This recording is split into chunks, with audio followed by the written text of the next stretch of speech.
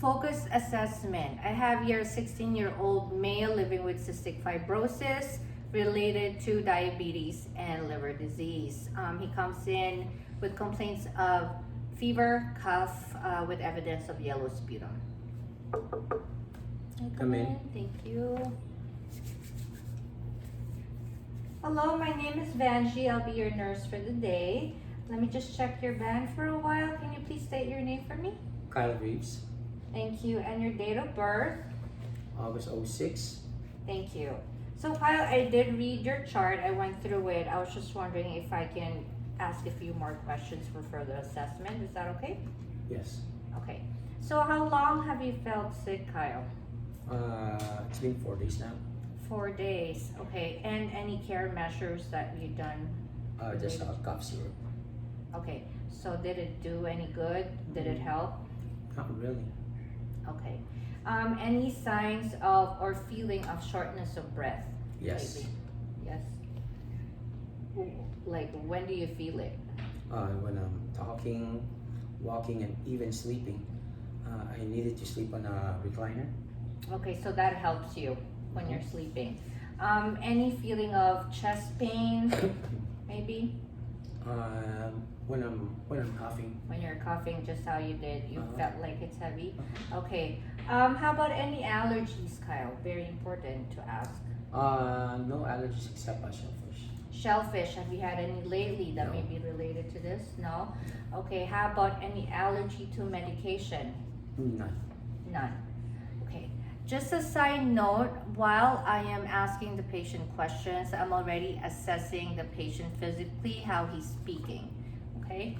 And so when it comes to medication, Kyle, what types of medications do you take at home? I know I take what was that? The factor? Trikafta. You do take that. Okay, perfect. So you do know, I just want to inform you as well, that Trikafta must be taken with food. Yes. Yes, you're doing that? Yes. Okay. I usually take that with peanut butter. Oh, with peanut butter, perfect. That is actually perfect. So how about other medications that you take? I also take insulin for my blood sugar. Yes, and you're on that. Thank you. So thank you for letting me know that. And how about in terms of eating, Kyle? How many times do you eat in a day? Not much. I just don't feel like eating at all. Okay. All right. How about fluids? No. Do you drink as much? No, not as much. Okay. Okay, in terms of vaccines, Kyle, are you complete with your vaccination? Yes, I got my COVID shots and also with a booster Okay. twice already, and then for like flu shots, all those That's things. good, you're complete. So that is a very important question to ask if they are complete with vaccines, because a person with cystic fibrosis is very susceptible to diseases, okay, or sickness. All right, so Kyle, I could see that you are in pain. Yes, where are you feeling that right now? In my stomach. Your stomach. When was your last bowel movement? That was about 5 days ago. 5 days ago. So are you taking anything for this constipation? No. No. Okay. So now we're going to go to our physical assessment, our focused physical assessment. Patient's vitals read as 105, blood pressure is 105/52, and that is particularly low for his age. And his respiration is 24 with a heart rate of 105, which is high. So his temperature, as mentioned earlier, he did have a temp of 101.1, and his BMI read as 16. So that is a particularly low percentage for his age, which is supposed to be normal range is 18.4, I believe, to 24.9, 18.5 to 24.9 for his age. Okay, so for cystic fibrosis, there are actually two symptoms that you should be looking out for, and that would be respiratory and digestive. So we'll first start with our respiratory assessment. Okay, so for this one, I'll be checking his nasal passages first. Okay. We're gonna put on some gloves.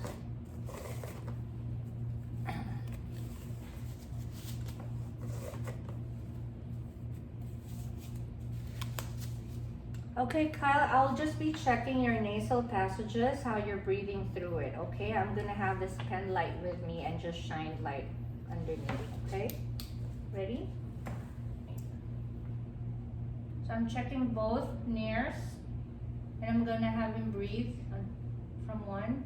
Inhale and exhale through your nose. Okay, so from there, I could already see that there's blockage on his nasal passages, and there is evidence of mucus from there. Okay, so now we're gonna check for symmetry and lung sounds. Okay, we're now going to his anterior and posterior thorax. All right. So Kyle, I'm just gonna do a quick assessment of your lungs, and that is to listen and palpate your anterior and posterior area. Okay. So we're looking for when looking for symmetry. Earlier on, I was asking him questions already. From there, I'm already looking how he was breathing. So if it was symmetrical, or if he is using accessory muscles during breathing. I did see that he was, okay? There's not much shortness of breath, but during inspiration and expiration, I could already see that he's using his diaphragm to breathe deep, okay? And we're looking for symmetry as well, if it's rising at the same time or lowering at the same time. Okay, so let's start now with our auscultation. All right, so we did visualize that already. So now we're gonna do auscultating. So I'm just gonna go listen to your lungs. Okay, when listening, we're gonna do it in a zigzag pattern.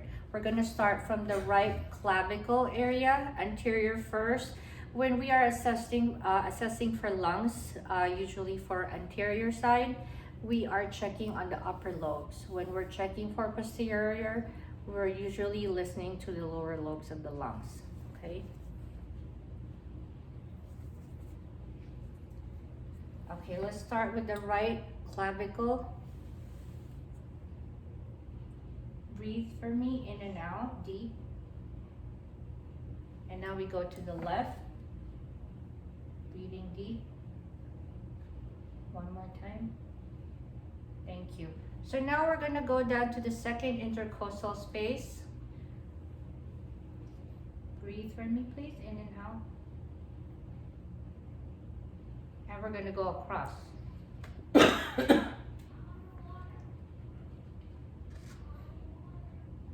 Okay, now we're gonna go down. And so on. So it goes like that on a zigzag pattern. Why is that? Because we are checking bilaterally the lung sounds, so we can compare. Okay, so now for posterior side, we are going to do the same thing. I'll have you turn around, Kyle, if that's okay. Thank you. Just one more so they can see. All right. Okay, so we're gonna start on the right side again, upper area here. Breathe deep, and then to the left, and then down, and then on this side, and then down. You always end on the mid-clavicular, mid-axilla area for both anterior and posterior side. Okay, when you're at the back, when you're checking the posterior side, just to look for symmetry as well, you're gonna have the patient breathe. You're gonna have your hand against the patient's rib cage. These would be here, and you're gonna push your hand here at the middle, like this, like a butterfly, and you ask them to breathe. Deep inspiration and exhale. So you would see the symmetry if your hand is moving together up and together down, meaning there's symmetry in his breathing. If not, then you note that discrepancy or abnormality, okay? All right, so let's turn around Kyle. Okay, so earlier on, thank you. So early on, I had the patient spit out mucus to bring into the lab for sample, okay? His mucus definitely showed thick and yellow colored sputum. So that's very evident with somebody who has cystic fibrosis. And another one, we also collected a stool sample earlier on, and it did show a foul, it did have a foul smell to it, and it was greasy, which is also evident to a person who has cystic fibrosis.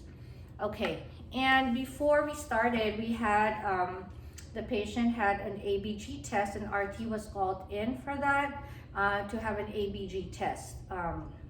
And it resulted into respiratory acidosis, which is also particular to somebody who has cystic fibrosis. So lastly, he did complain of abdominal pain, so we're now checking on the abdominal area, which is very similar to how we check the lungs. We're also gonna do that in a zigzag manner.